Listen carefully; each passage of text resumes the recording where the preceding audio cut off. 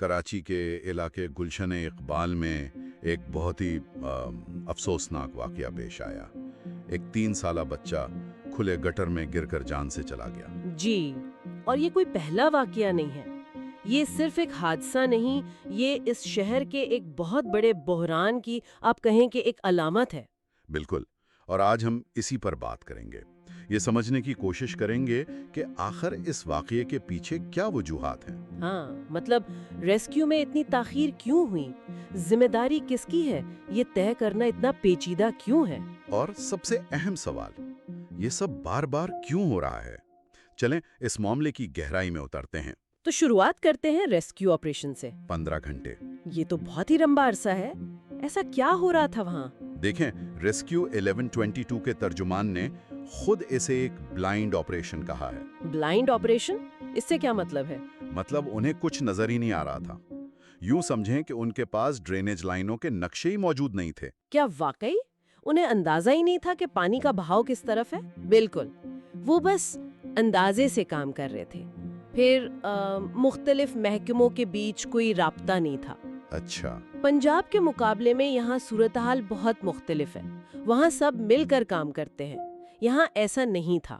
اور مشینری کا بھی کوئی مسئلہ تھا شاید؟ جی، بھاری مشینری بھی نہیں تھی ان کے پاس، وہ کرائے پر منگوانی پڑی۔ اور اوپر سے ظاہر ہے مشتعل ہجوم تھا جس کا اپنا ایک دباؤ ہوتا ہے۔ اس ساری صورتحال کا نتیجہ پھر یہ نکلا کہ جب لاش ملی تو اس پر بھی دو الگ الگ کہانیاں سامنے آ گئیں۔ جی، یہ بھی اس پورے معاملے کا ایک بہت عجیب پہلو ہے۔ ریسکیو 1122 کا دعویٰ ہے کہ لاش ان کی ٹیم نے ہی نکالی۔ انہوں نے وہ ایک گیند والی تکنیک بھی استعمال کی دی ہے نا؟ جی، ایک رنگین گیند پھینکی تھی بہاؤ چیک کرنے کے لیے۔ ان کے مطابق کچھ رضاکاروں نے لاش دیکھی، مگر ایک منٹ، یہاں ایک اور بات بھی سامنے آئی کہ ان رضاکاروں نے خود لاش نکالنے کے بجائے وہاں موجود ایک کچرا چننے والے بچے سے یہ کام کروایا۔ بالکل، یہ دعویٰ بھی کیا جا رہا ہے۔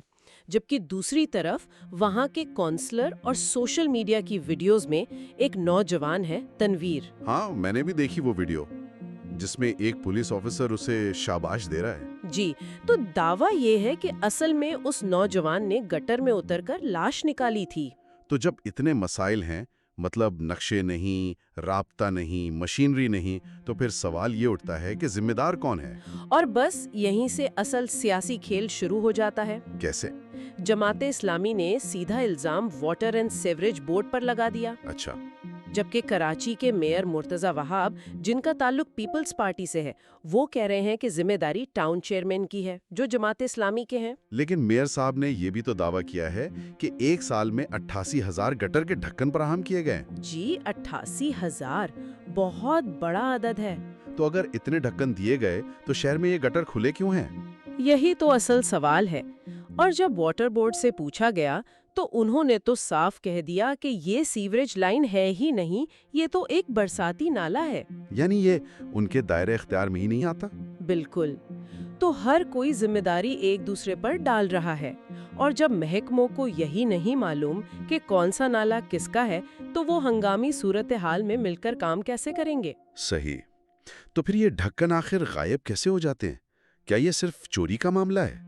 چوری ایک بہت بہت بڑی وجہ ہے، میئر صاحب بھی یہی کہتے ہیں، اور شہری منصوبہ بندی کے ماہر محمد توحید بھی، کہ نشے کے عادی افراد لوہا بیچنے کے لیے یہ چوری کرتے ہیں۔ جی، لیکن محمد توحید ایک اور اہم بات بتاتے ہیں۔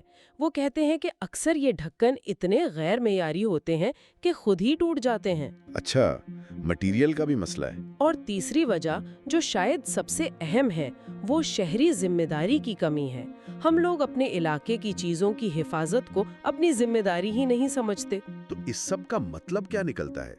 اے ڈی فاؤنڈیشن کے مطابق صرف اسی سال 23 لوگ، جن میں 8 بچے شامل ہیں، ان گٹروں اور نالوں میں گر کر اپنی جان دے چکے ہیں۔ یہ صرف اعداد و شمار نہیں ہے، یہ انسانی جانیں ہیں۔ بالکل۔ اور یہ ہمیں اس ایک بنیادی سوال پر واپس لاتا ہے جو شہری منصوبہ بندی کے ماہر نے اٹھایا۔ آخر اس شہر کا مالک کون ہے؟ جب وہ کہتے ہیں کہ شہر کی اونرشپ نہیں ہے تو اس کا کیا مطلب ہے؟ کیا یہ صرف انتظامیہ کی ناکامی ہے یا بحیثیت شہری بھی ہماری کچھ ذمہ داریاں ہیں جنہیں ہم سب نظر انداز کر رہے ہیں؟ یہ واقعی ایک سوچنے کا مقام ہے۔